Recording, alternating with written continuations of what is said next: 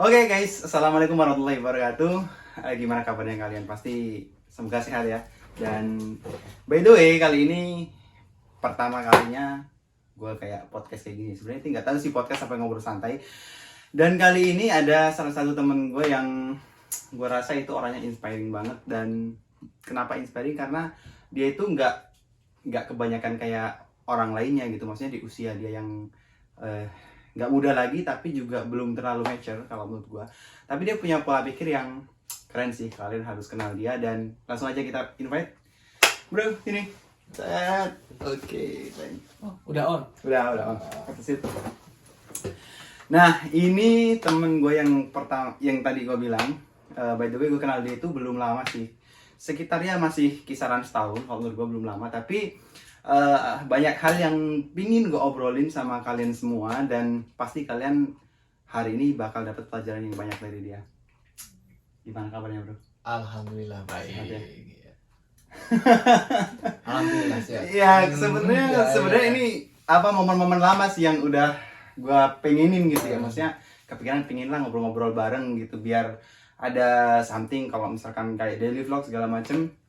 Mungkin karena waktunya kita yang kurang luang ya kalau daily vlog, kayaknya jadi agak sulit sih.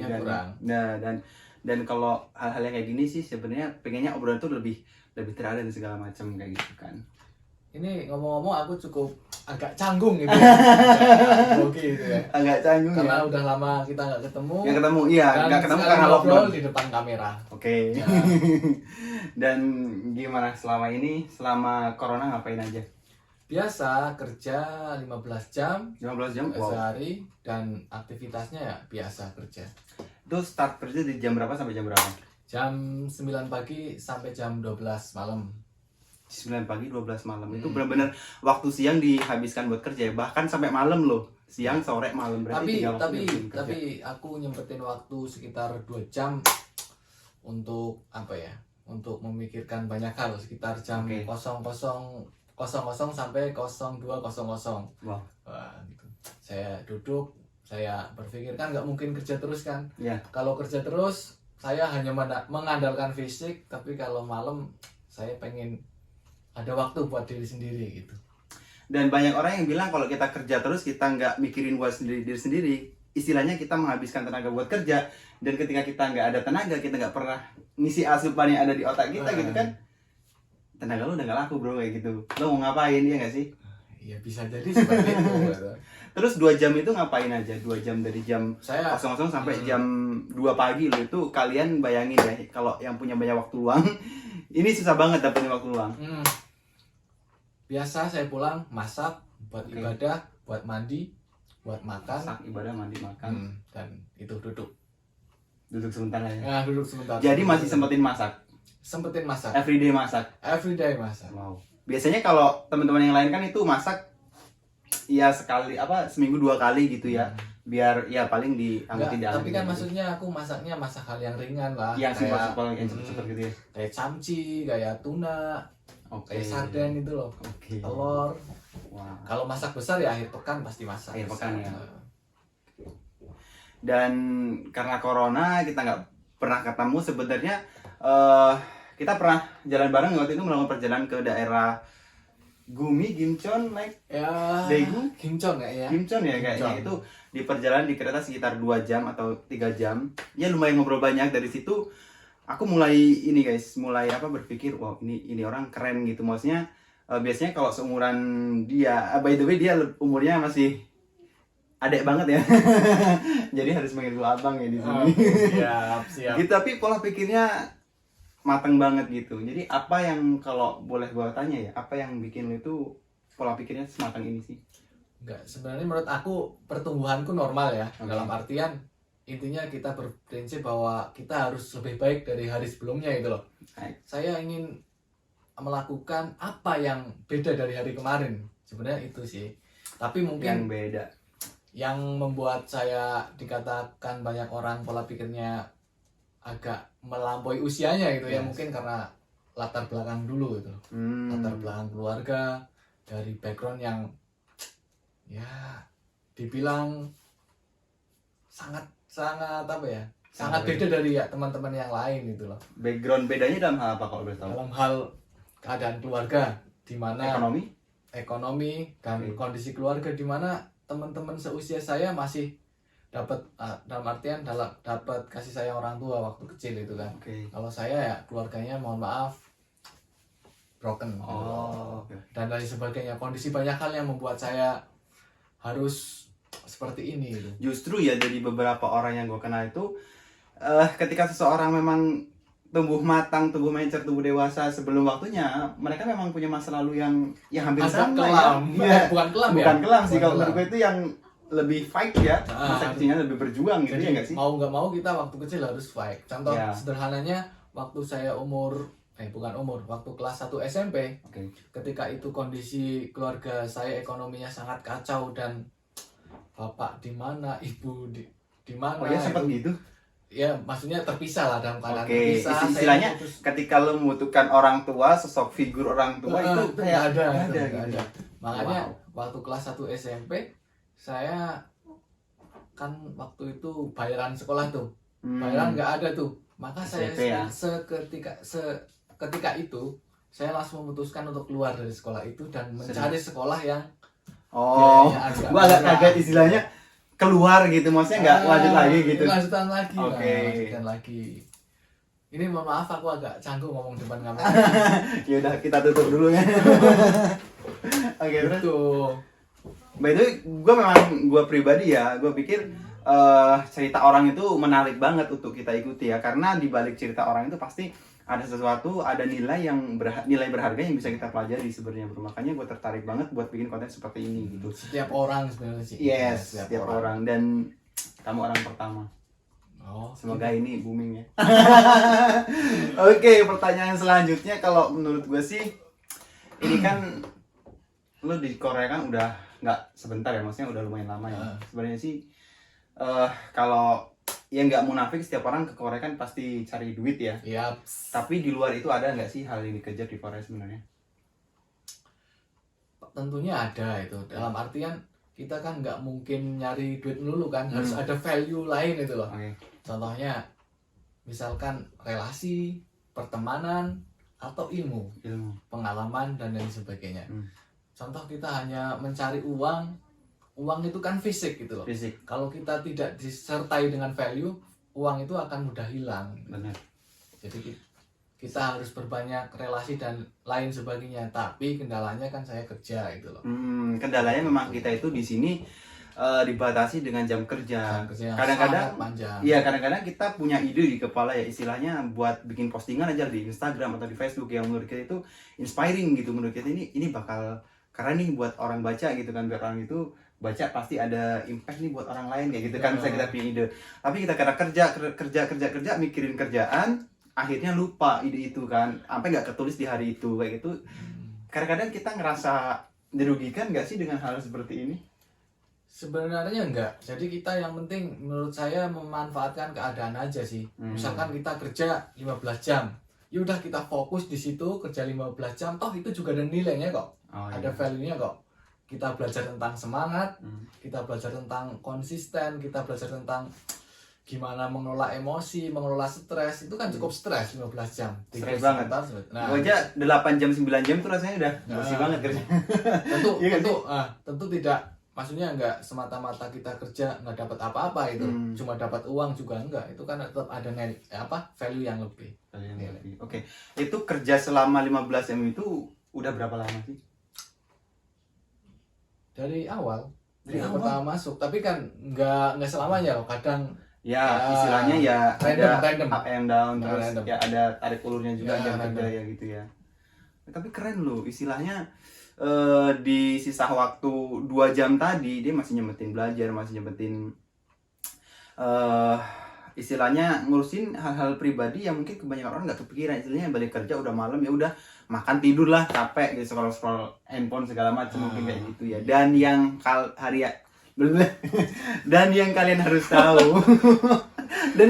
tahu kalau Mas Hendra itu juga bikin komunitas loh di pabriknya, ada teman-teman Indonesia juga di sana dan buat komunitas. Kenapa Mas punya alasan buat komunitas kayak gitu? Kan udah capek kerja nih. Sebenarnya itu bukan semata-mata inisiatif saya ya. Oke. Tentu itu banyak sekali pemikiran dari teman-teman. Saya juga nggak bisa ngapa-ngapain kalau teman-teman nggak bisa kompak gitu loh. Jadi bukan hanya andil saya doang, tapi andilnya teman-teman. Memang teman-teman juga support juga itu loh. Jadi waktu itu kan kita kayak agak hampa di pabrik gitu loh. Kita ngapain sih sebenarnya gitu loh.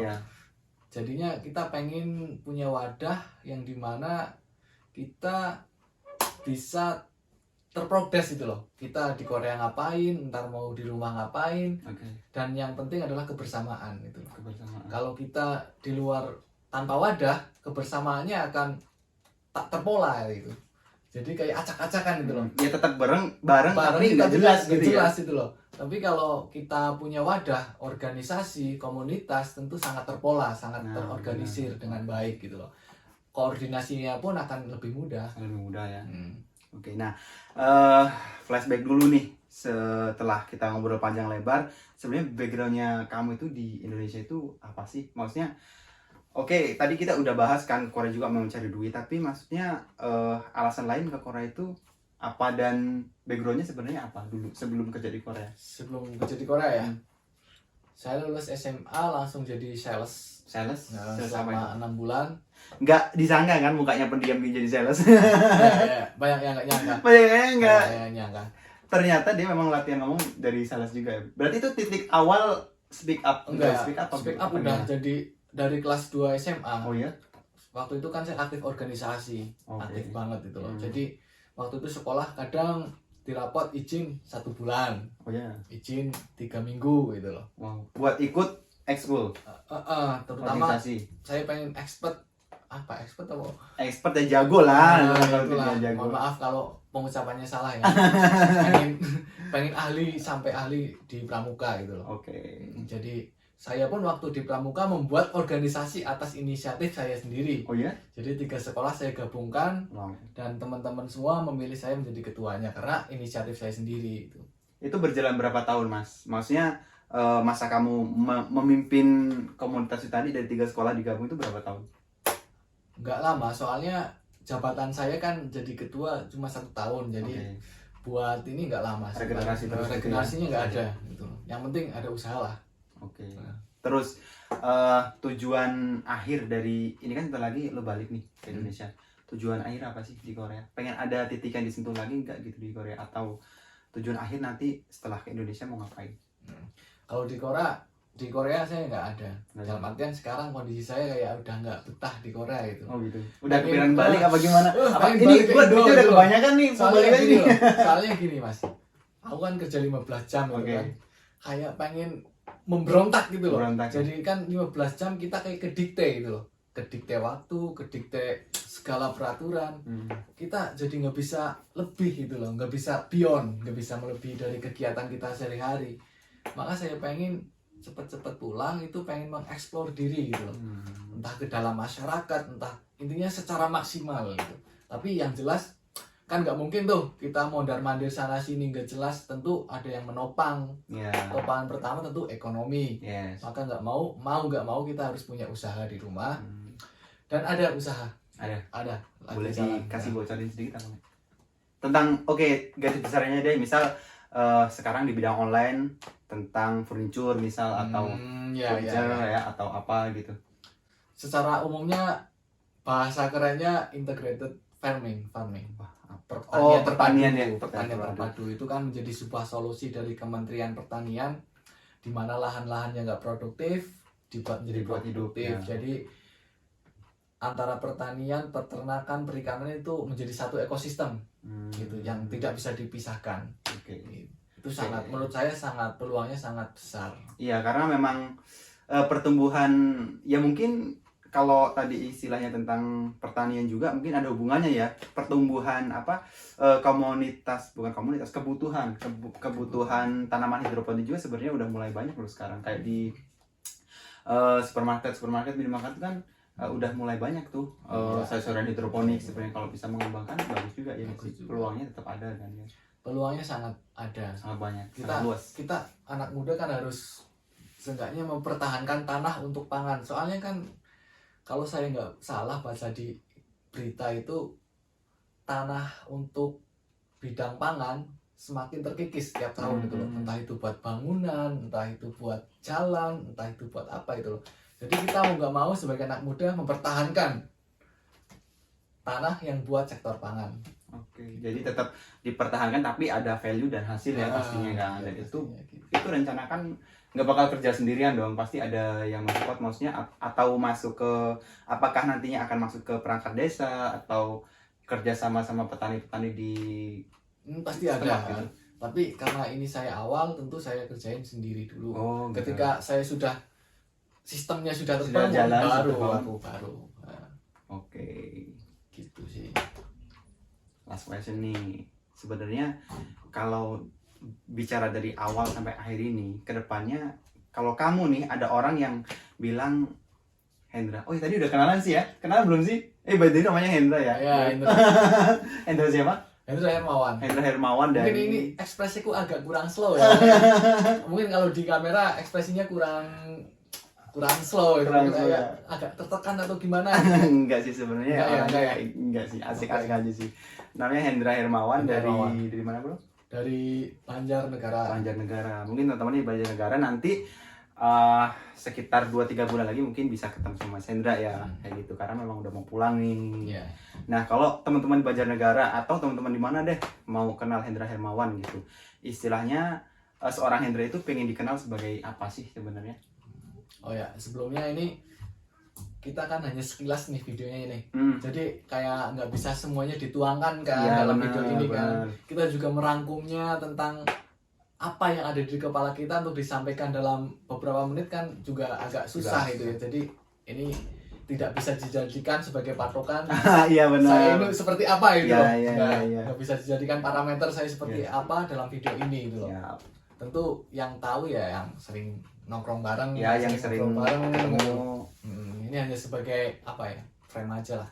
Tapi kalau menurutku ya, menurut sudut pandangku, ketika orang lain berada di satu tim, memang dia tuh cocok banget jadi leader, kayak gitu sih. Nggak tahu sih ya menurut itu kan menurut kacamataku ya gitu. Nggak tahu kalau menurut diri lo sendiri. Pastinya di sini gue mau nyampein, semoga ketika lo balik lo bakal sukses di rumah kan pastinya. Dan kita harus bisa ketemu lagi kalau kita di rumah. Amin.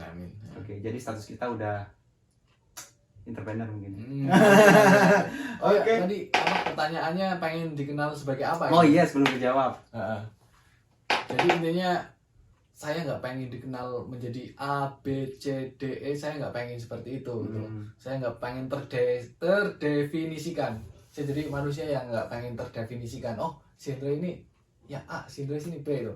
Jadi intinya saya ingin melakukan yang terbaik aja itu loh. Dalam artian entah saya mau dikenal sebagai apa itu kan akibat.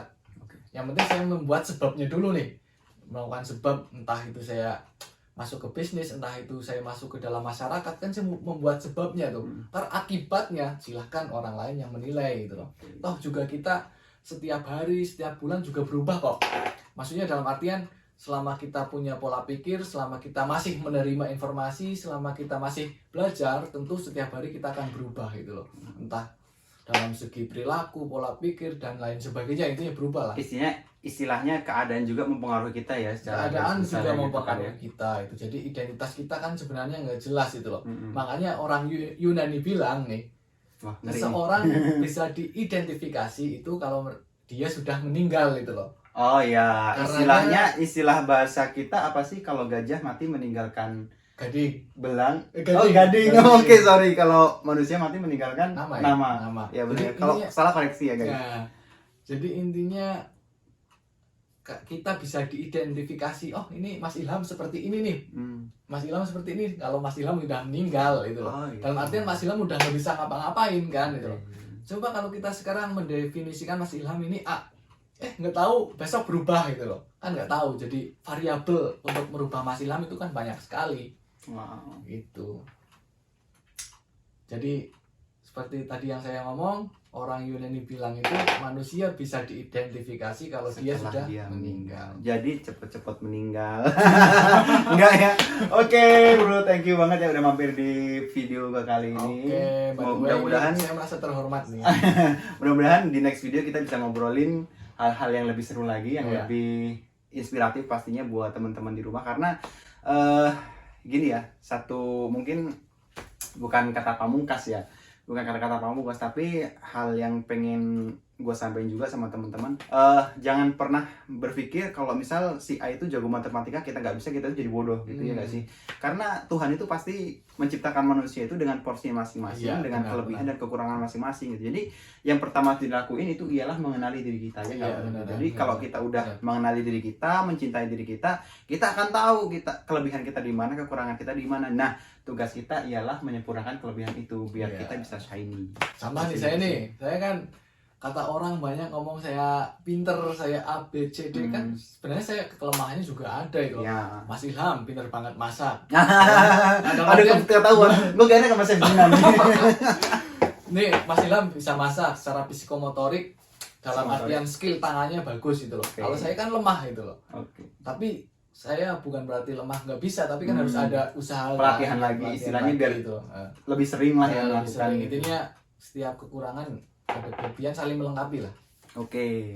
Oke bro, kita tutup sampai di sini ya. Mudah-mudahan ada manfaatnya. Thank you dan support terus channel kita. Wassalamualaikum warahmatullahi wabarakatuh. Bye. Thank you.